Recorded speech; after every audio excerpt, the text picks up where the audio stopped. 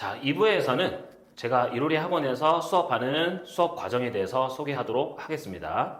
자, 처음 학생이 오게 되면 처음에 학생에 대한 개별 사항을 점검하고 확인하는 과정을 거칩니다. 자, 학생에 대한 수학 진도 상태, 그리고 성적 분포, 그리고 목표하는 대학이 무엇인지 확인하고 학생에 대한 난이도 조절과 확인하는 과정을 걸치고요. 자, 직접 수업으로 들어가게 되면 이와 같은 과정이 있는데 학습에 대한 구체적인 과정은 뒤에서 소개하도록 하겠습니다. 자, 그리고 수업이 끝나는 시점에서는 매회 수업이 끝나면 과제와 테스트를 통해서 학생에 대한 상태라든지 그리고 난이도에 대해서 조절하는 과정을 거치고 그 과정을 통해서 학생 개별적으로 성취도 평가표를 만들게 됩니다. 자, 여기에 대한 목적은 뭐냐? 나중에 9월 달에 수시 원서 접수를 결정하는 결정적인 요인으로서 제가 만든 성취도 평가표, 그리고 내신 등급, 그리고 그동안의 모의고사 등급을 조합해서 서울에 있는 어느 학교, 어느 학과에 지원해도 되는지에 대해서 상담을 하게 됩니다. 자, 두 번째로는 수업에 대해서 구체적으로 소개하도록 하겠습니다.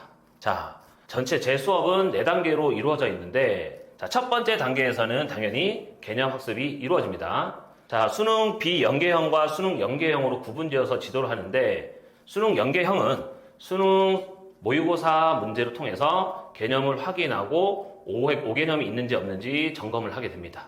특히 직명법, 사이값 정리, 평균값 정리 등과 같이 수능 범위에는 있지만 자주 출제되지 않기 때문에 학생들이 지나치는 경우가 많습니다. 그리고 논술로서 난이도가 어렵게 출제되는 부분이기 때문에 제가 개념을 다시 한번 상세히 지도하고 분석법이라든지 답안 작성법에 대해서 일일이 지도한 후에 문제에 접근하게 합니다. 두 번째 단계로서는 문제 분석 시간입니다. 혹시라도 학생이 스스로가 문제에 대해서 이해를 하지 못하거나 또는 분석이 어려워지면 제가 직접 힌트를 주거나 분석법을 알려주는 단계입니다.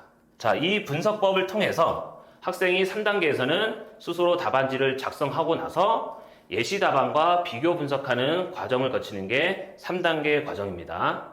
자, 마지막으로 네 번째 단계가 제일 중요한데 완성된 답안지를 통해서 제가 1대1로 피드백을 하면서 수식의 전개 양상, 그리고 계산의 오류, 개념에 대한 5개념 등을 계속해서 지적을 하고 만약에 그 개념이 5개념이 있다 그러면 제가 직접적으로 피드백해서 다시 수정하고 보완해서 답안지를 재작성하게 한 후에 그날 했던 문제랑 유사한 문제로 다시 한번 테스트를 거치고 나서 개인 성취도 평가표에 직접 작성하는 시간을 갖습니다. 1년에 이 4가지 과정을 반복해서 수학 1, 수학 2, 기하, 미적분, 확통 모든 과목이 이루어지면 실제적으로 대학별 파이널 과정이 진행된다고 생각하면 되겠습니다. 자, 그리고 이제 제가 사용하는 교재에서 간단히 소개하자면 개념서와 예제 문제를 통해서 학생들의 그 진도 또는 개념에 대해서 확인하는 과정을 걸치고 그리고 나서 수리논술 본 교재 문제로 들어가서 분석하는 수업을 진행합니다.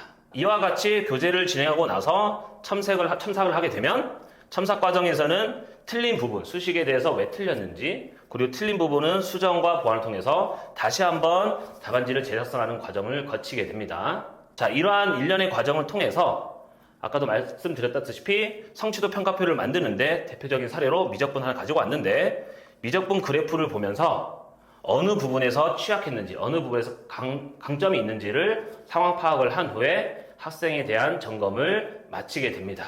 자, 이러한 일련의 과정을 통해서 학생이 수리논술에 대한 거부감이 있거나 논술 문제를 잘 못 풀었던 학생이 나중에는 문제를 스스로 분석하고 답안지를 작성할 수 있는 능력을 발휘했던 친구들이 많았던 것을 제가 직접 확인해 봤었습니다. 추가적으로 하나의 후기를 가지고 왔는데 이 후기를 보면서 영상을 마치겠습니다. 작년에 제가 지도했던 학생 중에 한 명인데 수능 등급은 국어가 4, 수학이 3, 영어가 1, 탐구가 4, 4였던 친구인데 이 친구에게 목록별로 후기를 작성해 보라고 한번 해봤습니다. 첫 번째, 논술을 준비하면서 느낀 점이 무엇이냐 라고 물었더니 항상 이게 맞나였습니다. 자, 이게 맞나? 논술을 해야 되는 게 맞나? 라고 계속 느꼈었다고 합니다. 그러면서 논술 공부는 하는데 일주일에 한 번 공부하는데 그만큼 실력이 늘고 있다는 생각이 전혀 들지 않았다고 합니다. 그리고 나서 계속해서 어떻게든 준비는 했지만 끝나고 나서 합격자 발표 이후에 감정을 물었더니 수능 성적이 기대했던 것보다는 너무나도 안 나와서 너무 실망스러웠고 힘들었다 합니다. 그리고 마지막에 논술을 포기하지 않고 잡고 있었던 자신한테 너무 감사하다고까지 합니다. 자, 마지막으로 우리가 올해 준비하는 친구들에게 조언을 남기라고 했더니 자, 한번 읽어보도록 할게요. 수능이 끝나면 정말 멘탈이 깨진다고 합니다. 자, 어떻게든 이 무너진 멘탈을 잡기 위해서라도 끝까지 논술을 잡고 살려야 한다는 마음을 갖고 있으라고 조언을 합니다. 자, 이 하나의 사례를 통해서 여러분들이 왜 논술을 해야 되는지 한 번쯤 다시 한번 생각해보는 계기, 시간을 갖도록 해보시는 것도 좋을 것 같습니다. 제 영상은 여기까지 마치겠습니다. 감사합니다.